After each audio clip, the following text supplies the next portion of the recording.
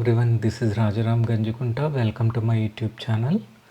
Prepositions of time మూడవ video. ఈ వీడియోలో మనము ఫర్ అనే ప్రిపోజిషన్ ఎలా వాడాలో తెలుసుకుందాము.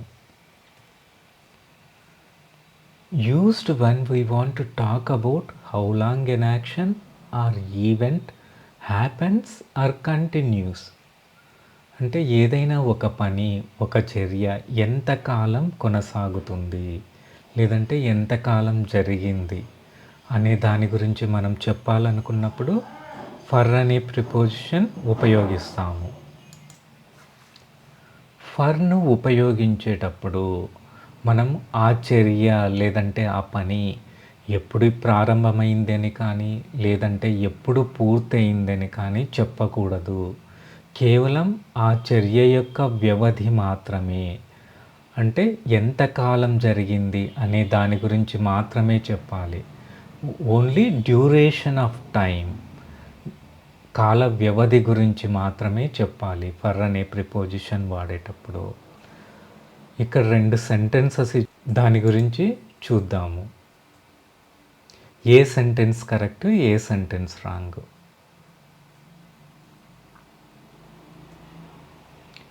ఇక్కడ చూస్తే first sentence I will be on vacation for 5 days. నేను 5 రోజులు సెలవులో ఉంటాను. ఇక్కడ డ్యూరేషన్ చెప్తున్నాము, ఎన్ని రోజులు సెలవులో ఉండేది, అంతేకాని ఎప్పటి నుండి ఎప్పటి వరకు అని చెప్పట్లేదు. రెండవ సెంటెన్స్ చూస్తే I will be on vacation for Monday to Friday. For అనేది ఎప్పుడు వాడాలి? కేవలము చర్య యొక్క వ్యవధిని తెలిపేటప్పుడు మాత్రమే. ఆ చర్య యొక్క ప్రారంభ సమయము లేదంటే పూర్తయ్యే సమయము చెప్పేటప్పుడు మనం ఫర్ అనే ప్రిపోజిషన్ వాడకూడదు.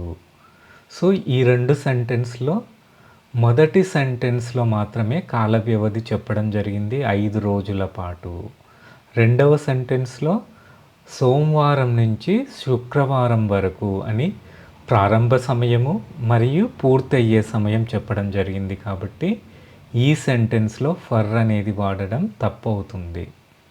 సో మీరు మెయిన్ గుర్తుపెట్టుకోవాల్సింది ఇదే, ఫర్ అనే ప్రిపోజిషన్ వాడేటప్పుడు కేవలం డ్యూరేషన్ ఆఫ్ ద యాక్షన్ చెప్పాలి, అంతేగాని ప్రారంభ సమయం కానీ పూర్తయ్యే సమయం కానీ చెప్పకూడదు. ఓకే, ఇంకా కొన్ని సెంటెన్సెస్ చూద్దాము. I will study for 30 minutes. నేను 30 నిమిషాల పాటు చదువుతాను. ఇక్కడ చర్య ఏంటి? చదవడము. ఎన్ని నిమిషాల పాటు డ్యూరేషన్ చెప్తున్నాం, అంతేకాని ఇక్కడ ఎప్పుడు ప్రారంభమవుతుంది లేదంటే ఎప్పుడు చదవడం స్టార్ట్ చేస్తాను, ఎప్పుడు ఎండ్ చేస్తాను అనేది చెప్పట్లేదు. కేవలం కాల వ్యవధి 30 minutes, 30 నిమిషాలు. ఓకే, సో ఇలా మొదట మనం చేసే పని గురించి చెప్పి ఫర్ అనే ప్రిపోజిషన్ వాడి తరువాత డ్యూరేషన్ చెప్పాలి. Next, he slept for 8 hours last night. He slept, అతడు నిద్రపోయాడు.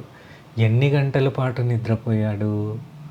8 గంటల పాటు, నిన్న రాత్రి. సో నిన్న రాత్రి అతడు దాదాపు 8 గంటల పాటు నిద్రపోయాడు. ఇక్కడ కూడా డ్యూరేషన్ చెప్తున్నాము, చర్య యొక్క డ్యూరేషన్. ఇక్కడ చర్య ఏంటి? నిద్రపోవడం. నిద్రపోవడం అనే ఒక చర్య యొక్క డ్యూరేషన్ 8 గంటలు కాబట్టి he slept for 8 hours last night. The students worked on project for the whole day. విద్యార్థులు రోజంతా ప్రాజెక్ట్లో పనిచేశారు.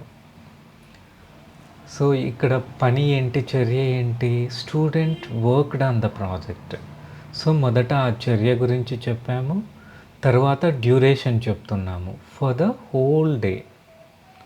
Next, we saved money for a year. చర్య ఏంటి ఇక్కడ? వీ సేవ్డ్ మనీ, డబ్బు ఆదా చేయడము. ఎంతకాలం పాటు ఆదా చేశాము?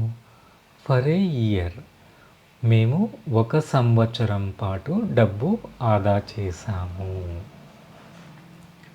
Next, I lived in that house for 2 years. ఇక్కడ చర్య వచ్చేసి I lived in that house. నేను ఆ ఇంట్లో నివసించాను. ఎంతకాలం పాటు? ఫర్ 2 years, 2 ఏళ్ల పాటు. ఇక్కడ కూడా మనము ఆ నివసించడం అనే చర్య యొక్క ఎప్పటి నుండి నివసించాము, ఎప్పటి వరకు అనేది ఇక్కడ చెప్పడం లేదు. ఓన్లీ ఎంతకాలం పాటు, డ్యూరేషన్ ఆఫ్ యాక్షన్, అది మాత్రమే ఇక్కడ చెప్తున్నాము. Next, they played in the park for the entire afternoon. They played in the park అనేది ఇక్కడ యాక్షను. ఎంతకాలం పాటు? ఎంటైర్ ఆఫ్టర్నూన్, మధ్యాహ్నమంతా. వారు మధ్యాహ్నమంతా పార్కులో ఆడుకున్నారు. సో ఇక్కడ ముందు చర్య చెప్పి తర్వాత ఫర్ అనే ప్రిపోజిషన్ వాడాము, తర్వాత డ్యూరేషన్ ఆఫ్ ద యాక్షన్ చెప్పాము. Next, they practice the dance for a month. వారు 1 నెల పాటు నృత్యాన్ని అభ్యసించారు. దే ప్రాక్టీస్ ద డాన్స్, ఇక్కడ చర్య నృత్యాన్ని అభ్యసించడం అనేది ఇక్కడ చర్య. డ్యూరేషన్ వచ్చేసి ఏంటి?